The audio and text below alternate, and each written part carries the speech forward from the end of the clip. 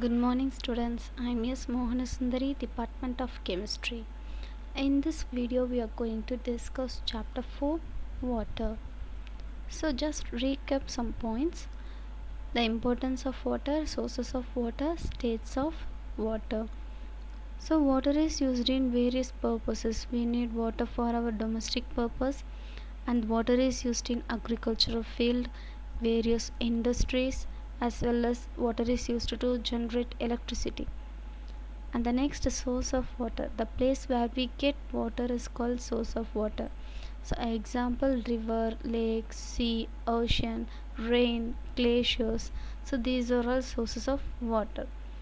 States of water, there are three states of water: solid, liquid and gaseous state. So for example, solid state is, we can say snow as a solid state of water. In liquid state, the normal water, and in gaseous state we can say water vapor as an example for gaseous states of water. And in this video we are going to discuss these three topics: the water cycle, the need for potable water, and waterborne diseases. So first, see the water cycle. The continuous circulation of water from the earth to atmosphere and from the atmosphere back to the earth is called water cycle in nature. So the earth surface water gets evaporated and it goes to the atmosphere, and after some period of time that atmosphere water vapor again commit as a rain to the earth. So this is called the water cycle. It happens in nature. So the next one is evaporation. The evaporation is the main reason for this water cycle. So the sun evaporates water from various water bodies like rivers, lakes, ponds, oceans, and also from the soil. It contains some water. So from the soil also the water gets evaporated like a water vapor. So this water vapor goes to the air, and as well as from the transpiration also the water cycle happening. Transpiration is also same like evaporation. So the plants and trees absorb water from the soil through their roots. So these water are loosened by the leaves of the certain plants and trees. So the leaves has small pores in them. So these pores are helpful for evaporating the water. So this water vapor also goes to the air. Next, formation of clouds. So we already know that water vapor is mixed in the air. This air containing that water vapor is again heated by the sun. So being heated, it becomes hot air. So the weight may be less. So it becomes so lighter than the other gas molecules. So it rises high in the sky. At particular point, they become cool. So when they cooling, it condensed. We already know what is condensation. So the hot water vapor is now cooled. So again they combine to form a tiny droplets of water. So these tiny droplets form the clouds in the sky. So this is the way how the water vapor converted into the form of clouds. So the water vapor condenses like a tiny droplets of water, so it formed as a cloud. So these tiny droplets are combined to form a huge droplet called a rain. So these bigger drops are together form a raindrops. So this water fall down on the earth in the form of rain. In cold regions, the sky freezes the water, so it falls as a snow. So in cold regions there will be a snow rain. So the frozen state of water is called a snow. The next, the melting of snow and the rainwater flows into rivers. So again the water which gets evaporated, it again coming back to the earth by the form of snow rain or rainwater. So it fills again the lakes, ponds, and also the water is absorbed by the soil. It reaches the underground, so we can say it as a underground water. So the occurrence of water cycle in nature is a continuous process. So this water cycle never ends. It will be happen every time. So we can clearly see in this picture the groundwater, stream, river, lake, these are all water bodies in earth surface. These water bodies gets evaporated and then condensed, and again it come as a rain or snowfall.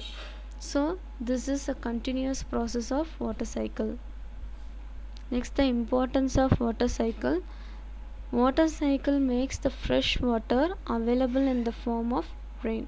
So the water cycle helps to maintain fresh water in the form of rain. So it can keep the amount of water in the earth surface as constant. It does not reduce the water in our earth surface. So it always maintain the water constant.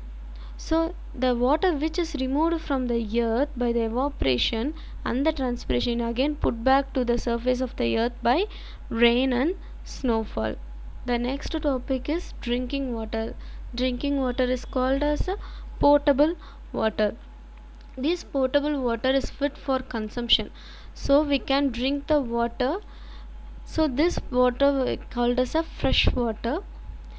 We use it from the springs, rivers, lakes. So some water we get from the river or springs may be in pure form and it is potable for drinking. So we can call it as a potable water. So about 71% of the earth's surface is covered by water. Among that 71%, 97.4% of water is present in seas and oceans. We already know the seas and ocean contains high saline. So high salty content is present in the sea water. So we cannot use it for a water consumption, human consumption. So we need fresh water for our personal use, domestic purpose or agriculture purpose or industry purpose. We need fresh water. So this fresh water is fit for our human beings. So remaining 2.6 percentage in the earth is contained fresh water. So among 71 percentage, 97.4 percentage of water is present in sea. The remaining 2.6 percentage only the fresh water. Among the 2.6 percentage, only 0.014 percentage of the fresh water is readily available for readily use. And the next topic is waterborne disease. So some diseases are caused by the path of water. So that diseases are called waterborne disease. While we drinking the contaminated water, we can affected by few diseases like diarrhea, cholera, gastroenteritis, typhoid, jaundice. So these are all the examples. We are going to discuss about this 5 waterborne diseases. The first one is cholera.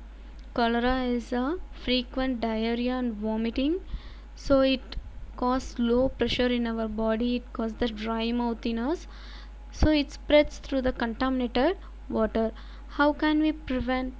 So by drinking the boiled water and maintaining our personal hygiene, we can prevent the cholera. Next, diarrhea.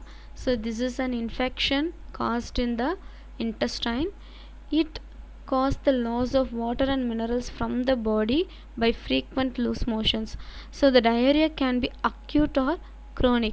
So the acute means it happens only in short duration of period, but the chronic diarrhea means the person suffers for a long time. So this is also a disease caused by the contaminated water. Next one, gastroenteritis. It is a severe infection caused in stomach and intestine, small intestine. So the symptoms are fever, lack of energy, dehydration, abdominal pain. So these are all the symptoms of the gastroenteritis. By washing our hands, drinking the clean water, boiled water, we can prevent the gastroenteritis. Next one, jaundice. So jaundice is the condition in which the skin turns yellow by the high level of bilirubin content in our body. So the yellow orange bile pigment cause the yellow color in our skin. So jaundice is the symptom where the skin and eyes become yellow. So this is become very fatal if it not treated properly. So we have to treat it earlier. We should not leave it as a normal disease. So it becomes so fatal if it not treated properly. The next one is typhoid fever. It caused during the monsoon season, the rainy season. The typhoid fever will be more frequently. It will be. So it is spread through the contaminated water and contaminated food. Disease also include that prolonged fever, abdominal pain, as well as the headache. So we can get a vaccination before that monsoon period.